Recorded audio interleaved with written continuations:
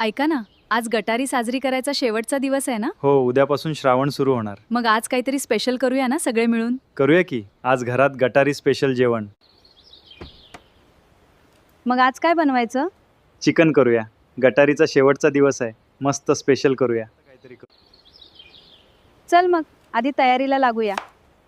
हो, आज चिकन एकदम झकास झालं पाहिजे. कांदा छान गोल्डन झाला की मग मसाला टाक. हो, आज तुमच्या हातचं गायडन्स आहे ना? आता मसाला छान भाजू दे. मग चिकन टाकते. वाह, आत्तापासूनच मस्त वास येतोय. आपण लहानपणापासून गटारीला असंच काहीतरी स्पेशल करतो ना?